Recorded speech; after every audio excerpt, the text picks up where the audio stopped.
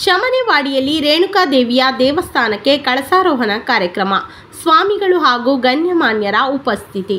ತಮ್ಮ ಪ್ರಾಣವನ್ನು ಕೂಡ ಲೆಕ್ಕಿಸದೆ ಗಡಿಯಲ್ಲಿ ಹೋರಾಡುವ ನಮ್ಮ ಸೈನಿಕರು ಮತ್ತು ಜಗತ್ತಿಗೆ ಅನ್ನ ಹಾಕುವ ನಮ್ಮ ರೈತರು ನಮ್ಮ ದೇಶದ ನಿಜವಾದ ನಾಯಕರು. ನಮ್ಮ ತಂದೆ ತಾಯಿಯ ಕೃಪೆಯಿಂದಲೇ ನಾವು ಸಂತೋಷ ಹಾಗೂ ಸಮೃದ್ಧರಾಗಿದ್ದೇವೆ. ತಾಯಿಯ ಋಣ ತುಂಬ ದೊಡ್ಡದು. ತಾಯಿ ಅಕ್ಷರಶಃ ಜಗನ್ಮಾತಾ, ಶಕ್ತಿ ಸ್ವರೂಪಿಣಿಯೂ ಹೌದು.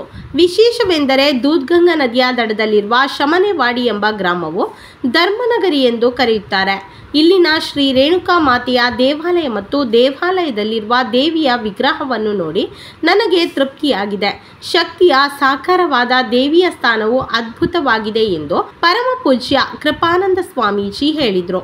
ಅವರು ಚಿಕ್ಕೋಡಿ ತಾಲೂಕಿನ ಶಮನೆವಾಡಿ ಗ್ರಾಮದ ಶ್ರೀ ರೇಣುಕಾ ದೇವಿ ದೇವಸ್ಥಾನದ ಶಿಖರದ ಕಳಸಾರೋಹಣ ಕಾರ್ಯಕ್ರಮದಲ್ಲಿ ಆಶೀರ್ವಚನ ನೀಡಿ ಮಾತನಾಡುತ್ತಿದ್ದರು. ಮೇ 9ರ ಶುಕ್ರವಾರ ನಡೆದ ಈ ಕಾರ್ಯಕ್ರಮ ಪರಮ ಪೂಜ್ಯ ಕೃಪಾನಂದ ಮಹಾಸ್ವಾಮೀಜಿ, ಪರಮ ಪೂಜ್ಯ ಸಿದ್ಧಲಿಂಗ ಮಹಾಸ್ವಾಮಿ ಇವರ ದಿವ್ಯ ಸಾನ್ನಿಧ್ಯದಲ್ಲಿ ನಡೆಯಿತು. ಬೆಳಗ್ಗೆ ಸುನಿಲ್ ನಾಯ್ಕ ಮತ್ತು ನೇಚ್ನ ಹಿರೇಮಠ್ ಅವರ ಮಾರ್ಗದರ್ಶನದಲ್ಲಿ ಧಾರ್ಮಿಕ ಹೋಮ ಹವನಗಳನ್ನು ನೆರವೇರಿಸಲಾಯಿತು. ಕಳಶ ಮೆರವಣಿಗೆಯನ್ನು ಶ್ರೀ ಬೀರೇಶ್ವರ ದೇವಸ್ಥಾನದಿಂದ ಗ್ರಾಮದ ಮುಖ್ಯ ರಸ್ತೆಯ ಮೂಲಕ ತರಲಾಯಿತು. ವಿವಿಧ ಸಂಗೀತ ವಾದ್ಯಗಳ ಧ್ವನಿ ಮತ್ತು ಉದ್ಯೋ ಉದ್ಯೋ ಎಂಬ ಘೋಷಣೆಗಳೊಂದಿಗೆ ಕಳಶವನ್ನು ಹೊತ್ತ ನೂರಾರು ಮಹಿಳೆಯರ ಮೆರವಣಿಗೆ ನಡೆಯಿತು.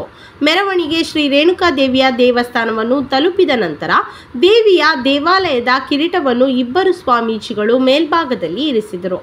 ಈ ಸಂದರ್ಭದಲ್ಲಿ ಹಿರಿಯ ಮುಖಂಡ ಜಯಕುಮಾರ್ ಕೋತೋ, ಜೈ ಜಿನೇಂದ್ರ ಸೌಹಾರ್ದ ಸಂಸ್ಥೆಯ ಅಧ್ಯಕ್ಷ ಬಾಬಾ ಸಾಹೇಬ್ ಕೋತೋ, ಶಮನೆವಾಡಿ ಕ್ರೆಡಿಟ್ ಸೌಹಾರ್ದ ಸಂಸ್ಥೆಯ ಅಧ್ಯಕ್ಷ ಜಿತೇಶ್ ಕೋತೋ, ನವಗ್ರಹ ಸಂಸ್ಥೆಯ ಅಧ್ಯಕ್ಷ ಭರತ್ ಕೋತೋ, ಗ್ರಾಮ ಪಂಚಾಯತ್ ಸದಸ್ಯರಾದ ದೀಪಕ್ ಕೋತೋ, ಅಭಿಷೇಕ್ ಕೋತೋ, ನಿಖಿಲ್ ಕೋತೋ, ಸಚಿನ್ ಕೋತೋ, ಬಾಬಾ ಸಾಹೇಬ ಅಮ್ಮಣ್ಣವರ, ಡಾಕ್ಟರ್ BA ಬೋಜ್ಕರ, ಬಾಹುಬಲಿ ಶಿರಗುಪ್ಪೆ, ಅಣ್ಣ ಸಾಹೇಬ ತಾರ್ದಾಲೆ ಮೊದಲಾದವರು ಉಪಸ್ಥಿತರಿದ್ದರು. ವೇದಿಕೆಯಲ್ಲಿ ಉಪಸ್ಥಿತರಿದ್ದ ಗಣ್ಯರಿಗೆ ರೇಣುಕಾದೇವಿ ದೇವಾಲಯದ ಟ್ರಸ್ಟ್ನಿಂದ ಸ್ಮರಣಿಕೆ ನೀಡಿ ಸನ್ಮಾನಿಸಲಾಯಿತು.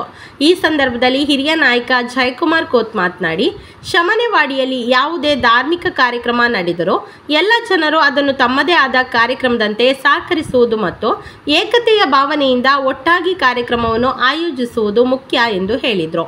ಈ ಸಂದರ್ಭದಲ್ಲಿ ಪರಮ ಪೂಜ್ಯ ಸಿದ್ಧಲಿಂಗ ಸ್ವಾಮೀಜಿ ಮಾತನಾಡಿ, ಶಮನೆವಾಡಿ ಗ್ರಾಮ ಚಿಕ್ಕದಾಗಿದ್ದರೂ ಧಾರ್ಮಿಕ ಮತ್ತು ಸಂಸ್ಕೃತಿಯ ದೃಷ್ಟಿಯಿಂದ ಶ್ರೇಷ್ಠವಾಗಿದೆ. ಜೀವನದಲ್ಲಿ ಭಕ್ತಿಗೆ ಮಹತ್ವದ ಸ್ಥಾನವಿದೆ ಮತ್ತು ನಮ್ಮ ಹಳ್ಳಿಗಳಲ್ಲಿ ನಂಬಿಕೆ ಮತ್ತು ಭಕ್ತಿ ಸ್ಪಷ್ಟವಾಗಿ ಕಂಡುಬರುತ್ತದೆ. ನಿಜವಾದ ಭಕ್ತಿಯ ಮಾರ್ಗದಲ್ಲಿ ಜೀವಿಸಿ, ಆಗ ನೀವು ಸಂತೋಷವಾಗಿರುತ್ತೀರಿ ಎಂದರು. ಈ ಸಂದರ್ಭದಲ್ಲಿ ದೇವಸ್ಥಾನ ಸಮಿತಿಯ ಅಧ್ಯಕ್ಷ ಸುರೇಶ್ ಕುಪಾಡೆ, ಉಪಾಧ್ಯಕ್ಷ ಅಪ್ಪ ಸಾಹೇಬ್ ಶಿಂದೆ, ರಾಮ ದರ್ಣಗುತ್ತೆ, ಶಿವಾಜಿ ವಡ್ಡರ್, ಅಮೋಲ್ ಸುತಾರ್, ಮಹಾವೀರ್ ನಾಯ್ಕ, ಗುಂಡು ಸುತಾರ್, ರಾಜು ಕೋಳಿ, ಅಭಿಷೇಕ್ ದರ್ಣಗುತ್ತೆ, ಪ್ರಮೋದ್ ದೇಶಮಾನೆ, ರಾಕೇಶ್ ತಾರ್ದಾಳೆ, ಕುಮಾರ ಹರ್ಗೆ ಅವರೊಂದಿಗೆ ಹೆಚ್ಚಿನ ಸಂಖ್ಯೆಯ ಮಹಿಳಾ ಭಕ್ತರು ಉಪಸ್ಥಿತರಿದ್ದರು. ಕುಂತಲ್ ವಡೇರ ಕಾರ್ಯಕ್ರಮ ನಿರೂಪಿಸಿದರು. ರಾಜು ಕೊಕ್ನೆ ವಂದಿಸಿದರು.